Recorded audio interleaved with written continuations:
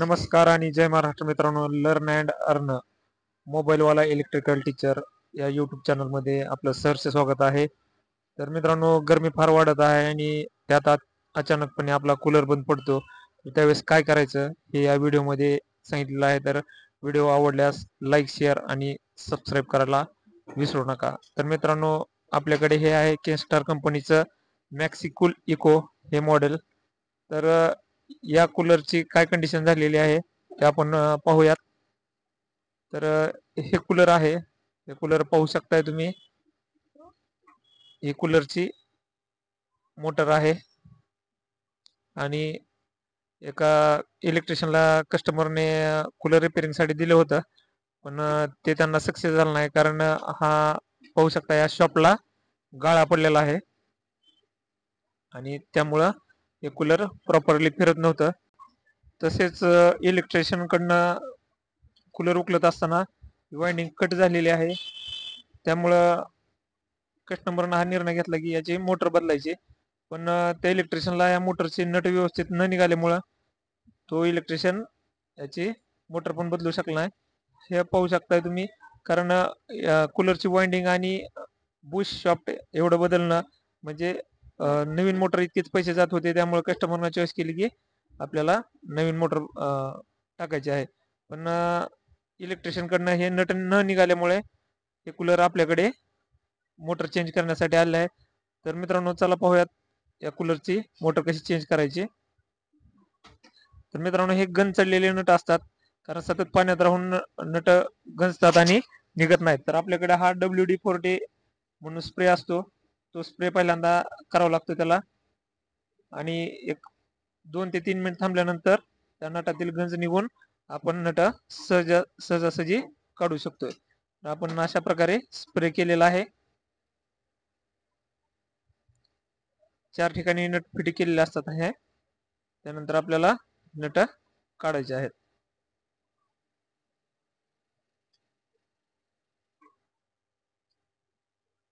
तरी मित्रांनो, आपल्याकडे मशीन आहे आणि तिला 8 नंबरचं बीट बसवलेलं आहे.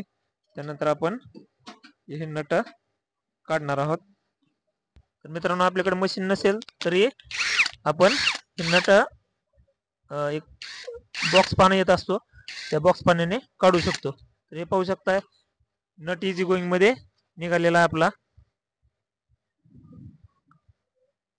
तर प्रत्येक साईडला 2 नट आहेत आपल्याला आणि हे नट आपल्याला मशीनच्या किंवा पाण्याच्या साहाय्याने, आपल्याकडे जर 8चा रिंग पाना असेल तर त्यानुसार निघू शकतात. थोडीशी काळजी घ्यावी लागते मित्रांनो, मशीन सारखं परफेक्ट निघत नाही.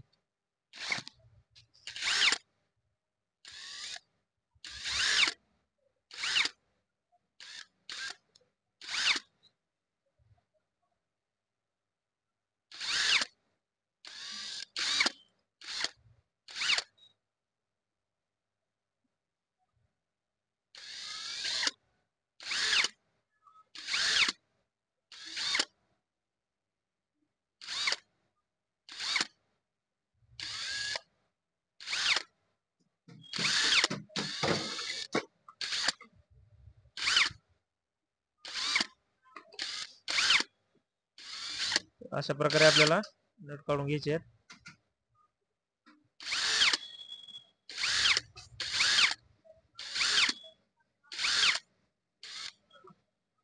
हे आपले सगळे नट बाजूला निघालेत आणि आपली मोटर बाजूला काढलेली आहे आपण.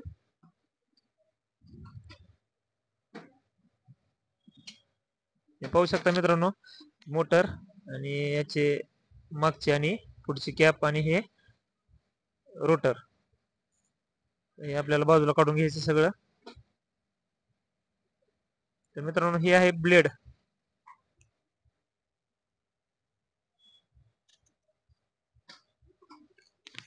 आपण जे स्क्रू वगैरे कूलरच्या आतमध्ये पडलेले आहेत ते सगळे बाजूला काढून घेऊयात. मित्रांनो, ही आहे नवीन मोटर. तर पाहू शकता, ही मोटर आहे ACW म्हणजे अँटी क्लॉकवाईज. म्हणजे आपली रेग्युलर मोटर ही घड्याळाच्या दिशेने फिरत असते, पण ही मोटर घड्याळाच्या विरुद्ध दिशेने पातं फिरवते, त्यामुळे त्याला अँटी क्लॉकवाईज मोटर असं म्हणतात. तर मित्रांनो, ही लोकल ब्रँड मोटर आहे. कंपनीची ओरिजिनल मोटर आहे, ती फार महागात जाते, जवळपास नवीन कूलरच्याच किमतीत जाते. पण ही मोटर पण चांगली सर्व्हिस देते 2 ते 3 वर्ष, त्यामुळे ही मोटर आपल्याला बसवायला काय हरकत नाही. तर चला आपण मोटर बसून घेऊयात. तर त्याआधी आपल्याला मित्रांनो बसवायचे आहे ब्लेड. तर हे पाहू शकताय ब्लेड, आणि ब्लेड बसवताना फार सोपं आहे. त्या शॉपला एक खाच असते, आणि खाचाच्या मधोमध एक होल केलेलं असतं. तर त्या होलमध्ये, त्या होलचं आणि ब्लेडच्या होलचं होल मॅच करायचं, आणि तिथे एक जो नट दिलेला असतो आपल्याला पातं फिटिंग करण्यासाठी, ते पातं आपल्याला ते फिट करून घ्यायचंय. आपण त्याचा नट बसून घेऊयात.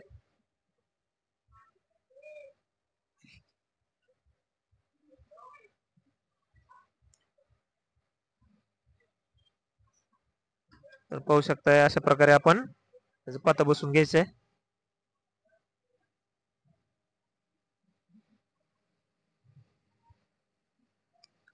मित्रांनो, ते होल मॅच करण्यात चुकायचं नाही, कारण तो नट जो आहे इतरत्र गेला तर तो व्यवस्थित फिटिंग होत नाही, आणि पातं निघून पडण्याची शक्यता असते.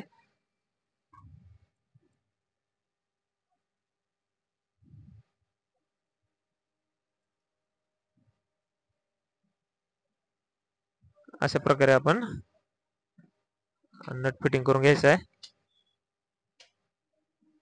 त्यानंतर आपल्याला मोटर फिटिंग करायची आहे. तर मित्रांनो, हे पाहू शकताय, हे ब्रॅकेट आहे, 4 ब्रॅकेट आहेत हे, आणि या ब्रॅकेटवर आपली मोटर फिटिंग होते. प्रत्येक ब्रॅकेटला 2 स्क्रू असतात.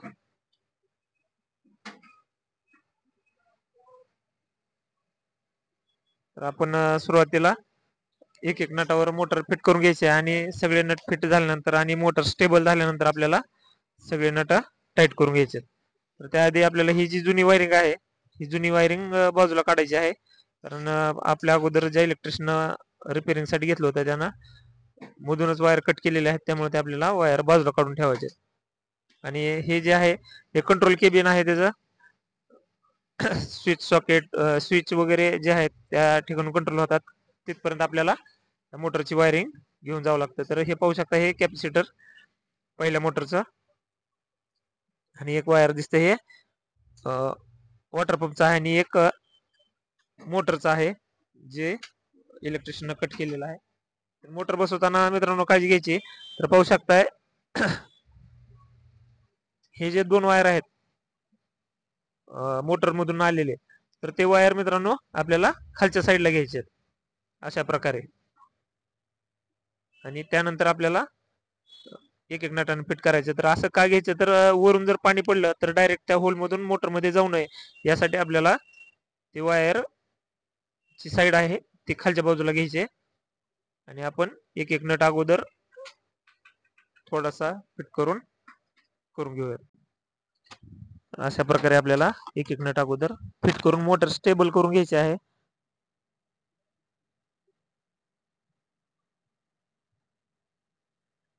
एक एक दोन दोन नाट्या ज्या आहेत त्या टाईट करायच्या, आणि त्यानंतर पूर्ण नट बसल्यानंतर आपण नट चांगल्या प्रकारे टाईट करून घ्यायचे.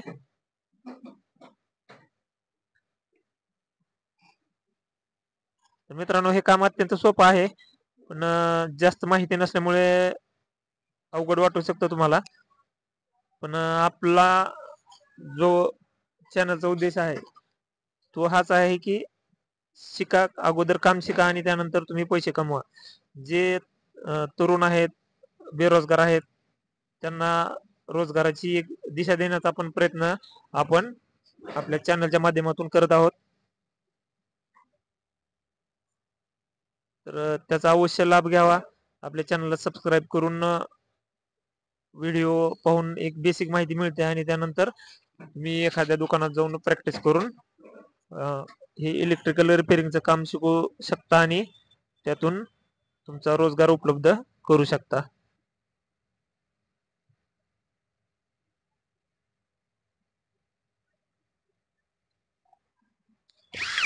मित्रांनो आपले सर्व नट आता आपल्याला मशीनने टाईट करून घ्यायचे आहेत.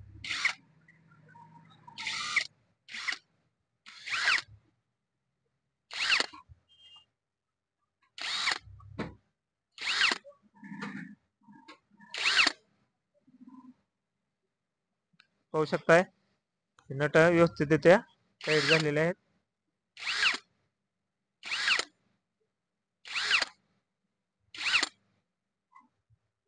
हे 8 नंबरचं बीट आहे मित्रांनो. जर आपल्याकडे जर मशीन नसेल तर आपण एक बॉक्स पाना येतो, एक पाईप टाईप, त्या पाईपच्या साहाय्याने पण आपण नट टाईट करू शकतो. कारण यात पट्टी पाना वगैरे बसत नसल्यामुळे नट टाईट किंवा काढायला आपल्याला अडचण येऊ शकते.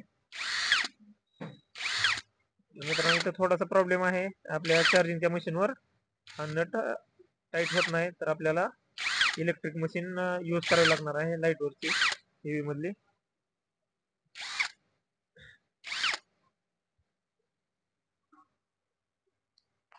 आपण मारतूलनं पण प्रयत्न केलाय पण तो काही सक्सेस झालेला नाही.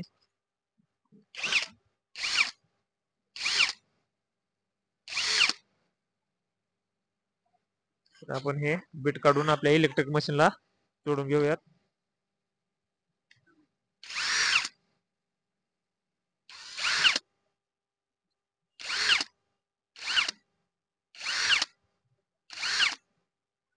आपण सगळे नट जे आहेत इलेक्ट्रिकल मशीन एकदा टाईट करून घेऊयात.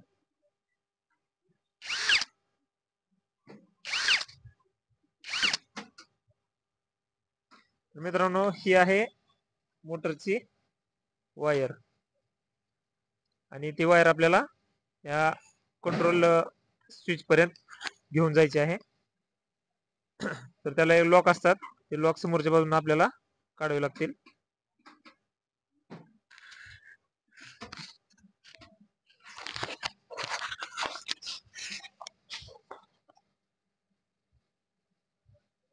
आपल्याला पहिल्यांदा ते नॉब बाजू काढून घ्यावे लागतील. त्यानंतर ही पट्टी आहे, ही पट्टी स्क्रू ड्रायव्हर किंवा टेस्टर आपल्याला हळूहळू करून ती बाजूला काढावी लागेल आणि त्यानंतर तिथं आपल्याला कूलरची वायरिंग जोडावी लागेल.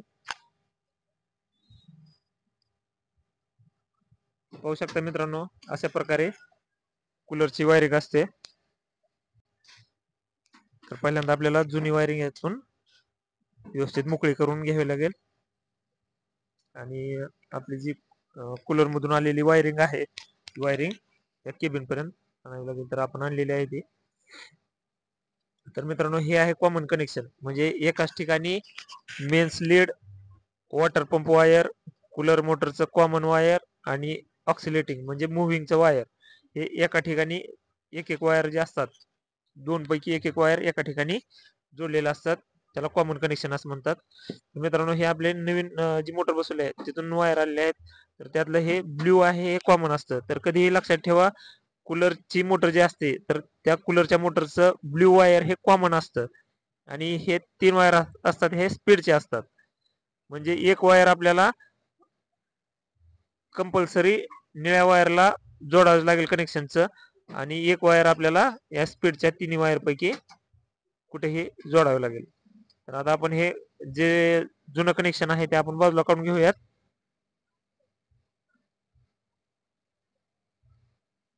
तर पाहू शकता मित्रांनो ही 4 वायर आपल्याला एका ठिकाणी आलेली दिसतील. तर त्यात एक कूलरचं वायर होतं जे जुनं, ते आपण काढून टाकलेले आहे मोटर, त्यामुळे आता त्याचा काही संबंध नाही. तर आता हे नवीन कूलरचं एक ब्ल्यू कलरचं वायर आपण जॉईंट केलं आहे.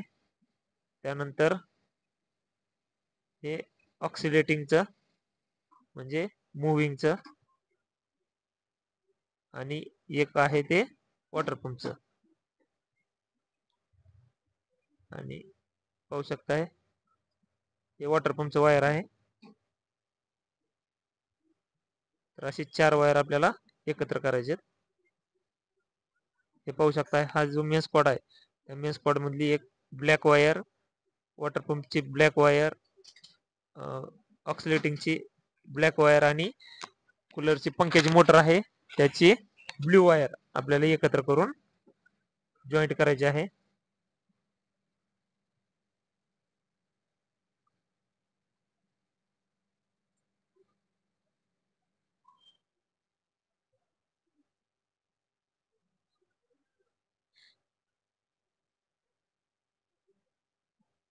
तर आपण याला जे कंपनीचं आलेलं होतं इन्सुलेशन कव्हर ते बसून पाहूयात. जर बसलं तर ठीक आहे, नाही तर आपण त्याला चिकट टेप आपण कव्हर करू शकतो.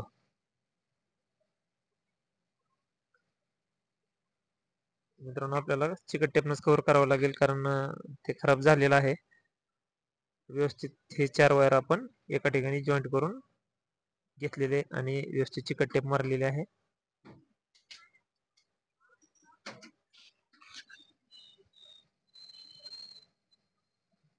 मित्रांनो आता हे 3 वायर आहेत स्पीडचे कूलरच्या मोटरचे. तर आपल्याला हे जुने वायर अगोदर बाजूला काढायचे आहेत. तर मित्रांनो हे जे स्विच असतं कूलरचं, स्विचला एक लॉक असतं. तर आतमध्ये टेस्टर घातलं किंवा ते ओढून घेतलं ते बाजूला निघतं आणि नंतर बसवताना फक्त आपल्याला वायर आतमध्ये प्रेस करायचंय. प्रेस केल्यानंतर ते लॉक मध्ये ऑटोमॅटिक अडकतं.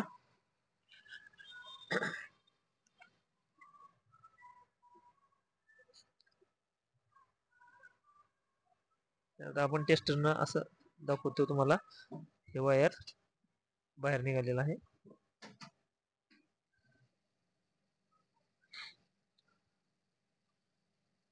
तर पाहू शकता मित्रांनो, त्याला काय जास्त एफर्ट घेण्याची गरज नाही. फक्त प्रेस केल्यानंतर त्या लॉक मध्ये वायर आपोआप अडकतं आणि लॉक होतं. हे हाय, मिडियम आणि स्लो ह्या 3 प्रकारचे स्पीडचे 3 वायर आलेले असतात. कूलरच्या मोटर मधून 4 वायर येतात.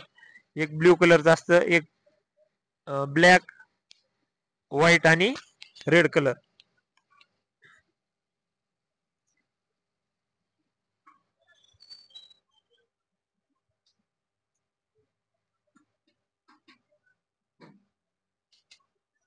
अशा प्रकारे आपली 3 स्पीडचे वायर लॉक झालेले आहेत कूलरच्या स्विचला, हाय, मिडियम आणि लो साठी.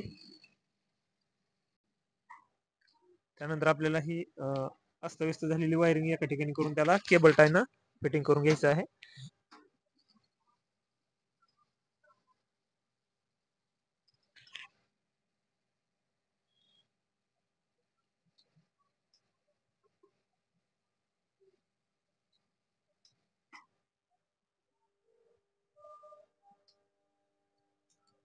त्यानंतर आपल्याला कंट्रोल पॅनल जे लॉक असते ते लॉक व्यवस्थित बसून घेऊन फिट करायचं आहे.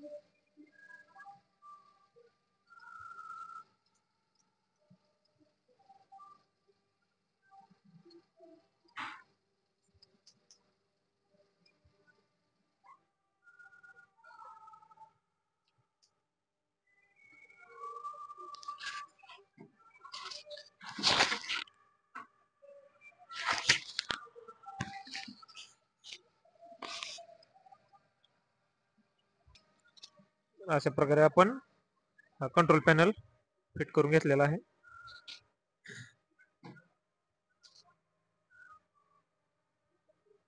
लॉक असतात ते लॉक दाबल्यानंतर ते ऑटोमॅटिक आतमध्ये जाते.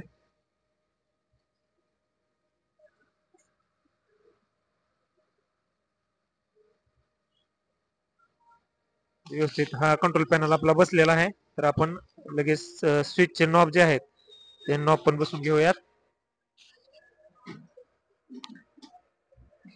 तर मित्रांनो आपल्याला ही वायरिंग अशा प्रकारे जोडायची आहे. ही वायर अस्ताव्यस्त इकडे तिकडे फिरू नये यासाठी आपल्याला ते केबल टायनं पॅक करून घ्यायचं व्यवस्थित. म्हणजे पंखा फिरत असताना ते पंख्यात वगैरे अडकणार नाही त्याची काळजी घ्यायची. जर तुमच्याकडे केबल टाय नसेल तर तुम्ही चिकट टेप वापरून पण हे वायर व्यवस्थित फिट करू शकता. पण हे वायर फिटिंग करणं व्यवस्थित फार गरजेचं आहे, कारण ही वायर पंख्यात अडकू शकते.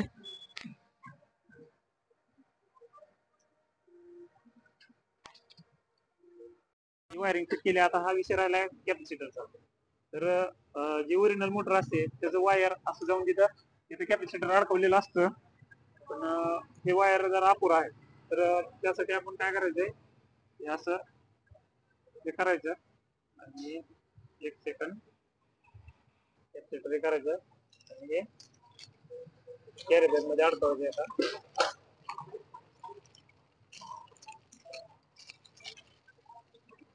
आणि याला पण केबल टाईनी फिट करून टाक.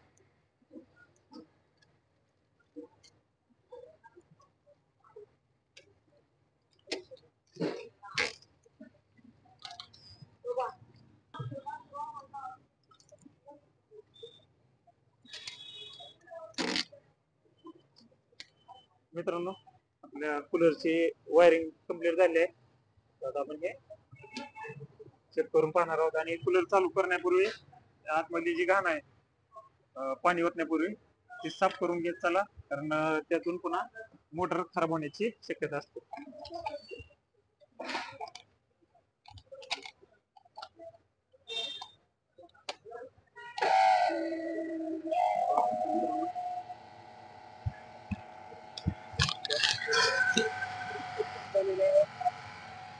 ऑसिलेटिंग पण चालू झालेली आहे.